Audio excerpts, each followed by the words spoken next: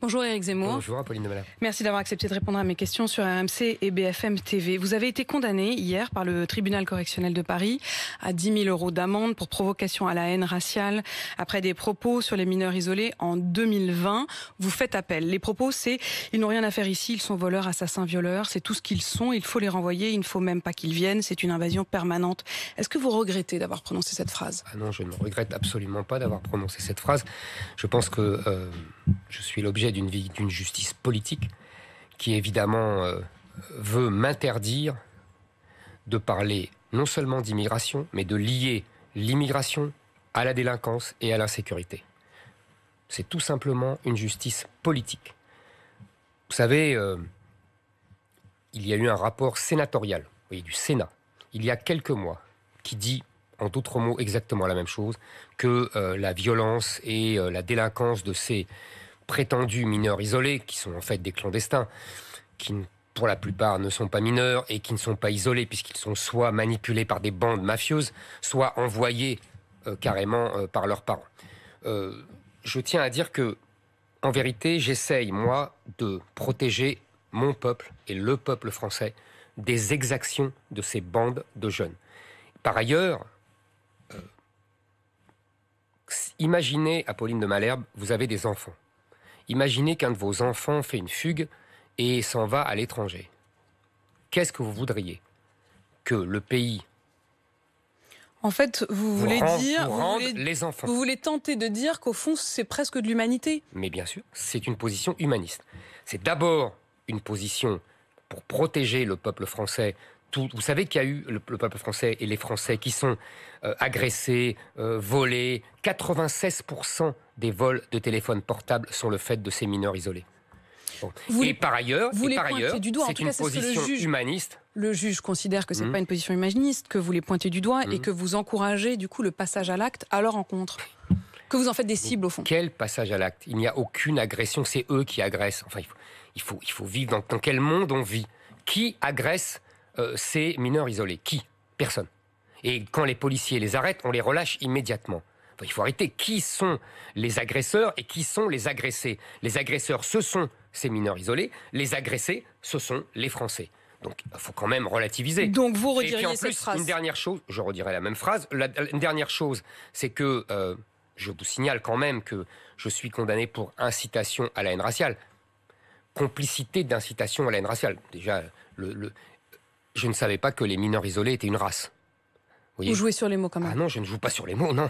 Ce n'est pas une race. Mais qui joue sur les mots ? Vous-même, vous avez dit, je veux montrer le lien entre immigration et délinquance. Ça veut bien dire que vous parlez... Oui, absolument. Voilà, les immigrés, des enfants immigrés qui n'ont rien à faire ici. Je le répète, il faut les renvoyer et les rendre à leurs parents. Encore une fois, la protection des Français. Et finalement, je ne le fais pas que pour ça, évidemment. Je veux d'abord protéger les Français. Mais c'est la position humaniste. Je vous répète, moi, j'ai des enfants. S'il y en a un qui s'en va, qui part à l'étranger, ce que je voudrais, c'est qu'on me les rende. Justice politique, dites-vous. Vous serez d'ailleurs à nouveau jugé jeudi, jugé pour contestation de crimes contre l'humanité, pour avoir soutenu que Pétain avait sauvé les Juifs français. Vous voyez que c'est du harcèlement judiciaire. Mais jamais vous vous dites, je vais trop loin.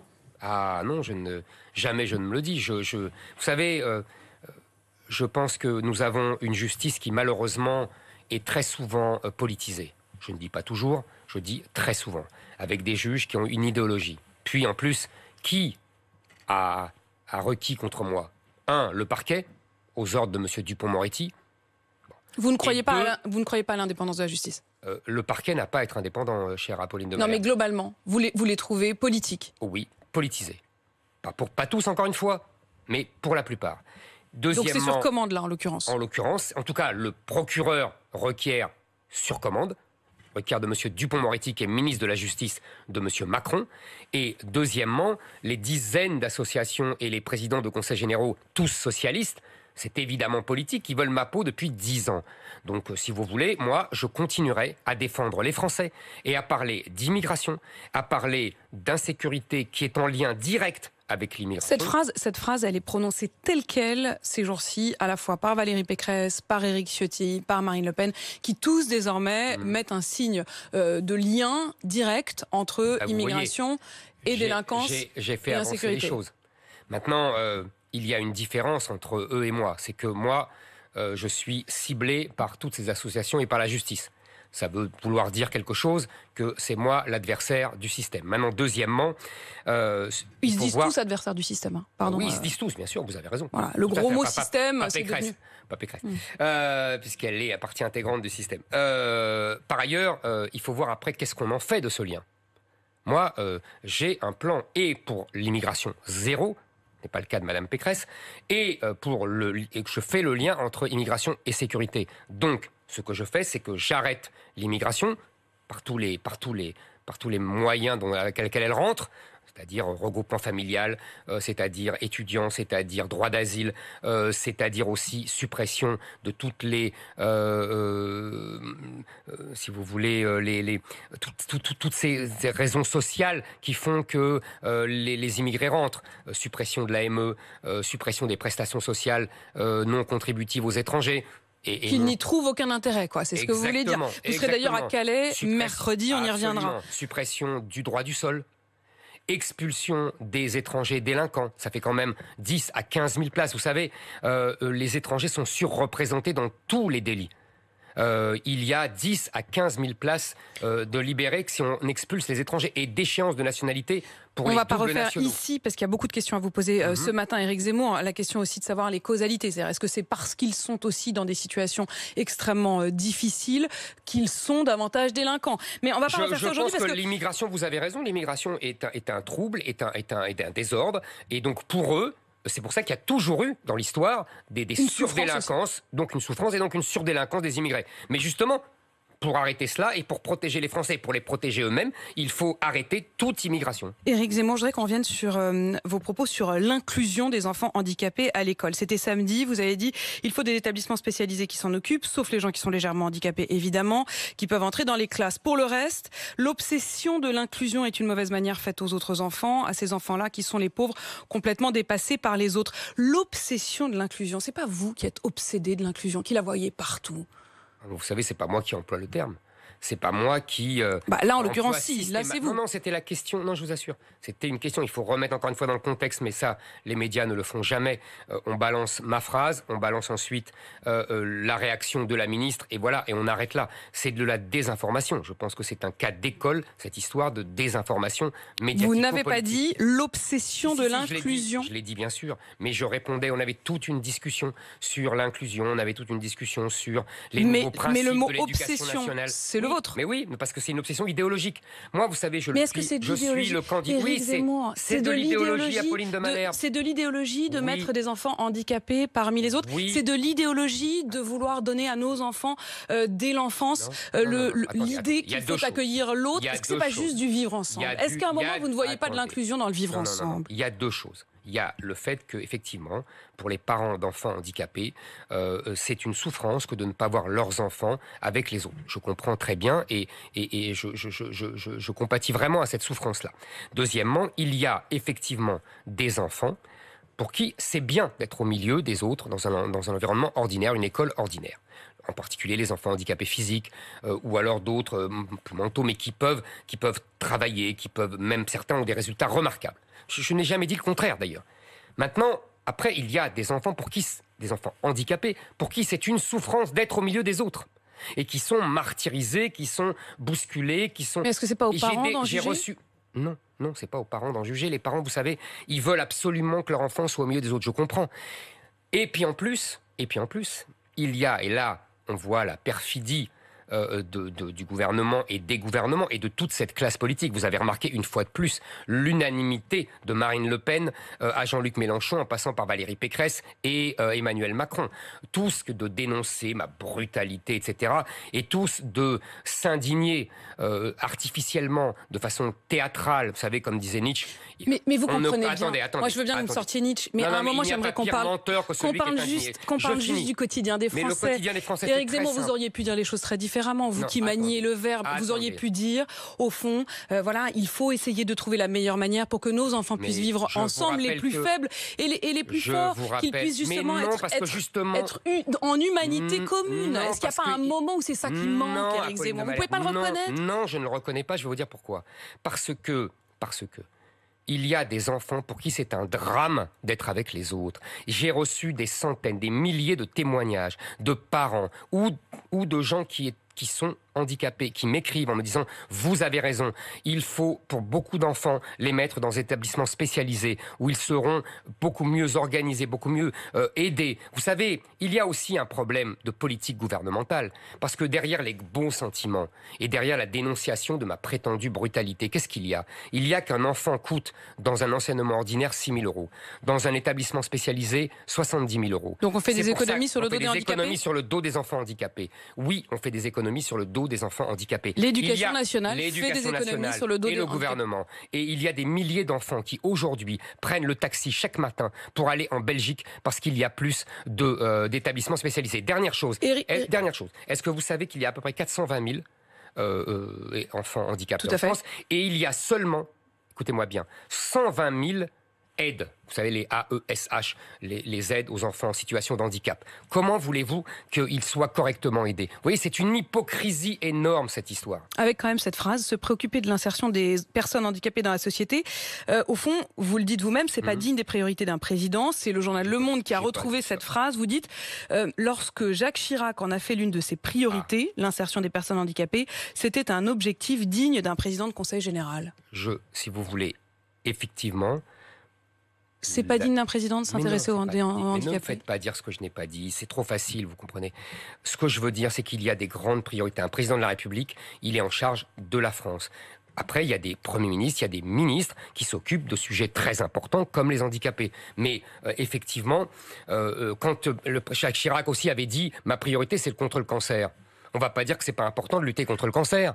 Mais est-ce que c'est une priorité du président de la République qui est en charge de la France ? Non, c'est une priorité du ministre chargé de la santé, etc. Et c'est tout à fait noble. Voilà ce que j'ai voulu dire. Alors à propos d'un ministre... Vous savez, j'essaye toujours de remettre la France dans la présidentielle.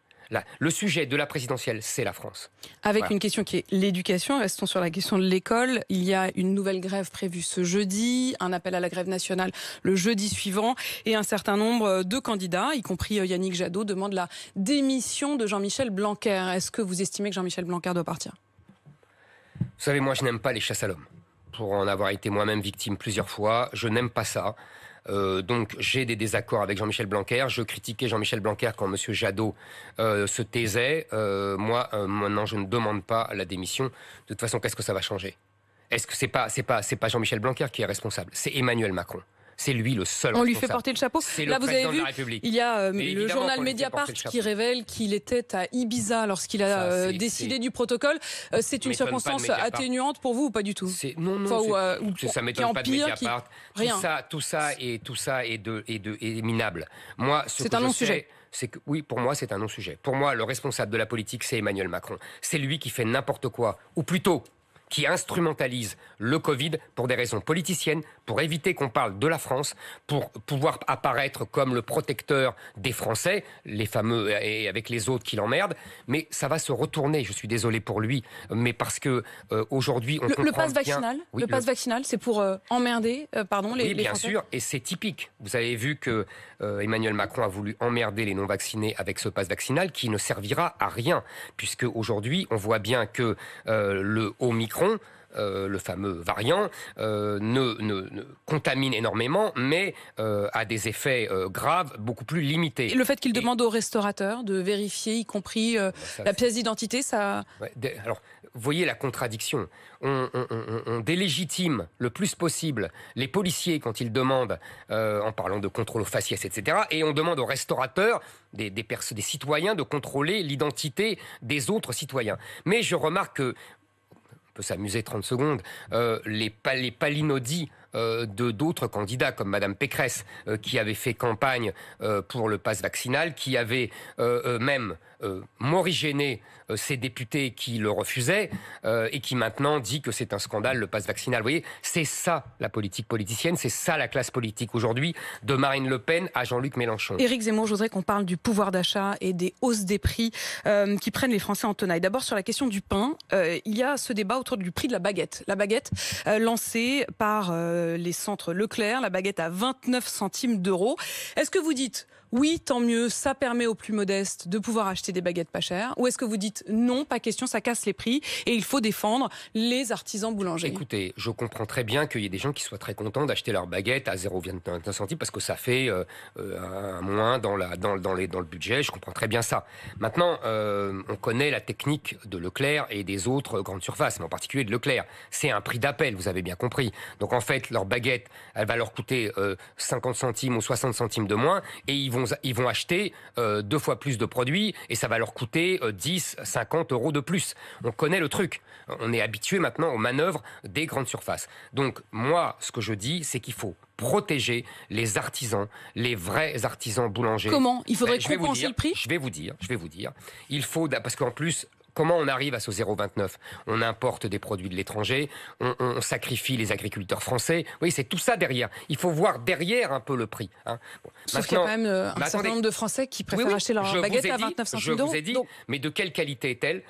Qu'est-ce que ça sacrifie comme producteur, comme agriculteur français et comme boulanger artisan? Bon. Moi, oui, j'ai pas mal de mesures pour protéger les artisans de centre-ville. Alors dites-nous. Par exemple, j'arrête toute création de grandes surfaces aux entrées des villes. Comme ça. Deuxièmement, vous gelez toutes les grandes surfaces. Exactement. Deuxièmement, je bascule les fonds, vous savez, très importants de la politique de la ville, qui sont sur les banlieues, je les bascule sur ces villes moyennes et petites villes, pour revivifier ces bourgs, etc. Troisièmement, pour les artisans, je propose d'augmenter le plafond de l'IS à taux réduit. Au-delà de ces termes technocratiques, qu'est-ce que je veux dire? Je veux dire, vous savez, aujourd'hui, il y a deux impôts sur les sociétés. Le tarif normal, 25%, et le tarif réduit à 15%. Sauf que le tarif réduit, il ne s'applique que jusqu'à un plafond de 36 000 euros de bénéfices. Vous le faites sauter? Moi, je dis, il faut augmenter ce plafond jusqu'à 300 000 euros, comme ça, tous les petits commerçants, les artisans qui font du bénéfice pourront payer un tarif réduit. Et du côté de l'essence, il n'a jamais été aussi cher qu'aujourd'hui de faire son plein. Vous, président, vous faites quoi? Raison. Alors, d'abord, il faut bien comprendre que toute cette augmentation de prix du tarif de l'énergie vient d'une gestion chaotique de l'Europe, de M. Macron, et qu'il faut absolument dénoncer. Maintenant, pour le prix de l'essence, on parlera, j'imagine, de l'énergie ailleurs. Pour le prix de l'essence, si vous voulez, je considère que je propose que tous les salariés, il y a 8 millions de salariés français qui vont en voiture à leur travail. Ceux-là, je propose que leur tarif kilométrique, c'est-à-dire ce que leur coûte en essence, soit payé par moitié par les patrons. Vous savez, comme nous, urbains, nous avons le pass pour le métro, quand on paye le métro, oui, mais ça, c'est pour aller au travail. Qu'est-ce qu'il en est pour emmener les enfants à l'école, pour aller faire ses courses? Déjà, accordez-moi que pour aller au travail, c'est bien. C'est pas mal d'avoir la moitié de son essence payée par le patron. C'est une aide colossale. Maintenant, pour aller faire ses courses, il faut surveiller les prix de l'essence. Donc vous ne supprimeriez pas les taxes, ou en tout cas pas de manière immédiate comme ça? Pas de manière immédiate.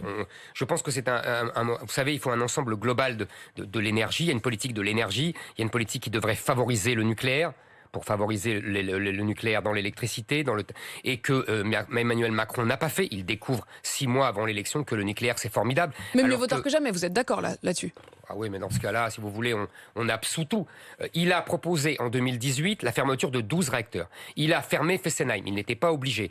Moi, je propose qu'on arrête ce plan-là de fermeture, qu'on crée 14 réacteurs nucléaires de plus, et qu'on prolonge les actuels réacteurs, leur durée de vie jusqu'à 60 ans. Vous voyez, pour permettre vraiment une utilisation pleine et entière du nucléaire. Avec cette question, l'Europe, sur ces questions de l'énergie, elle est très importante. Absolument. L'Europe qui sera au cœur des attentions demain. Emmanuel Macron sera à Strasbourg. Vous voulez parler d'Europe, mais vous le ferez depuis Calais. Pourquoi? Parce que Calais est le type même de ville sinistrée par Schengen et par la gestion apocalyptique de l'immigration par l'Europe, par l'absence de frontières, par ces frontières, vous savez, ils arrivent à Calais parce qu'ils veulent aller en Angleterre, mais avant, ils sont passés par la Grèce, par l'Italie, et tout ça, ils rentrent comme dans du beurre, là-dedans. C'est absolument impardonnable. Nous devons tout à fait réviser Schengen. Mais Vous arrêtez Schengen, vous arrêtez Erasmus. Attendez. Non, pourquoi j'arrête Erasmus?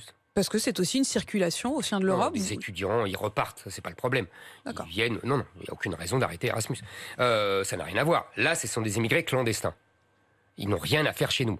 Donc moi, ce que je propose, c'est effectivement de modifier Schengen, mais je ne suis pas dupe. On va mettre des années. Donc, sans sortir de l'Europe, on a bien compris. Non, on sort pas. J'ai jamais dit qu'on sortait de l'Europe. On ne sortira pas de l'Europe. Et en revanche, on demande la renégociation de Schengen. Je ne suis pas le seul. Je ne sais pas si vous avez vu en décembre, dans le Figaro, il y avait une tribune de 11 ministres européens. Les Hongrois, les Polonais, les Grecs, les Lituaniens, les Danois, qui demandent aussi une modification de la politique migratoire de la Commission. Donc il y a la moitié des pays qui est favorable à cette modification. Mais je sais très bien, je ne suis pas dupe, ça va prendre des années, parce que tout est lent à Bruxelles. Donc moi, en attendant, quand je serai élu président de la République, je dirai à Bruxelles, voilà, sur l'immigration, je vous préviens, je ne respecte pas les traités. Je fais une politique qui défende la survie de mon peuple, car je pense que la survie de mon peuple est en cause. Et donc, je vais prendre des mesures radicales. Je vous ai dit, suppression du regroupement familial. Ça, j'ai bien compris. Voilà. Mais au fond, je m'interroge quand je vous écoute depuis le début, et d'ailleurs dans tous les domaines, parce que ce soit sur la question des handicapés dont on parlait tout à l'heure, sur la question des mineurs isolés et de votre condamnation, même sur la question de l'Europe. Serez-vous capable de compromis? Serez-vous capable de dialoguer avec ceux qui ne sont pas d'accord avec vous? Est-ce que gouverner, ça n'est pas ça? Est-ce que c'est pas ça qui vous manque? D'abord, gouverner, ce n'est pas dialoguer. Gouverner, c'est décider. Gouverner, c'est trancher. Gouverner, c'est choisir. Mais c'est aussi faire des compromis. Regardez, même Donald Trump, dont parfois ça ne veut pas dire de pas faire de... Il était capable de faire des compromis parfois. Le problème, c'est que d'Emmanuel Macron, c'est que il parle, il fait mine de prendre des compromis, il ne décide rien. Donc ça, c'est un problème. Moi, je pense qu'il faut décider. Vous savez, moi, je ne me suis pas engagé dans cette campagne présidentielle pour faire carrière, pour être, pour avoir un poste de plus. Je veux vraiment sauver mon pays, que je crois en danger de mort. Donc à partir de là, on peut évidemment discuter. J'ai passé vie... Mais Apolline de Malherbe, accordez-moi que j'ai passé ma vie à discuter. Je débat. Moi, je ne refuse pas les débats. Je ne refuse pas les débats comme Madame Le Pen et Madame Pécresse. Est-ce que vous avez demandé à débattre, en effet, avec l'une comme avec l'autre, et à ce stade, elle refuse. Voilà. Robert Ménard, qui est votre ami, il se dit surpris, déçu par votre brutalité, précisément. Est-ce que c'est pas ça le talon d'Achille? C'est-à-dire qu'est-ce qu'à un moment, vous n'êtes pas capable de dire, d'être au fond dans la main tendue, dans l'acceptation de la différence? Même les Américains, quand vous avez fait un discours sur le débarquement, vous vous êtes senti obligé de dire qu'ils avaient tenté presque de nous coloniser. Est-ce que ça n'est pas cette politique de la rupture? Écoutez, qui vous est reproché, y compris par vos amis? Je suis très heureux qu'on me reproche cette politique de la rupture. Oui, je suis la rupture. Oui, je suis la rupture avec le monde actuel. Oui, je suis la rupture avec Emmanuel Macron. Je suis la seule rupture. Ça, vous avez raison. Je suis la seule rupture. Ils ont raison. Je suis la seule rupture. Tous les autres, de Marine Le Pen à Jean-Luc Mélenchon, sont en vérité complices du système. Ils se soumettent au système. Il n'y a que moi qui suis effectivement en rupture. Mais il ne parle pas de cette rupture-là, il parle de votre brutalité et de votre manque d'empathie. D'abord, Robert Ménard se prétend mon ami. Vous savez, je crois, quand je l'écoute et quand je le vois, je crois entendre Charles Pasqua me dire « Avec des amis comme ça, tu n'as pas besoin d'ennemis ». Robert Ménard a fait des choix politiques. Il a choisi de soutenir Madame Le Pen, sur lequel il disait pique-pente pendant des années. C'est son problème et c'est le leur. Maintenant, on peut dire que, vous savez, il y a des amis qui se retournent. Donc, très bien, il est avec Madame Le Pen, il est devenu un adversaire politique, j'en prends acte. Je considérerai désormais tout ce qu'il dit comme le fait d'un adversaire politique. Et donc, je tirerai les conséquences de ça. Exactement. Vous savez, la politique, c'est ça. Rupture. Moi, donc maintenant, sur le fond, parce que je réponds toujours sur le fond, la brutalité, c'est le réel qui est brutal. Mais est-ce que précisément la civilisation, c'est pas de le rendre plus humain? Ce que vivent les Français, Apolline de Malherbe, est brutal. Ce que vivent les Français est terrible. Quand ils sont agressés, quand ils sont volés, quand ils sont, vous savez, quand ils simplement, quand on change leur univers. Et on est en train de changer la France. Moi, je veux que la France reste la France. On l'a bien compris. Merci beaucoup, Éric Zemmour, d'avoir répondu à mes questions sur RMC et BFM TV.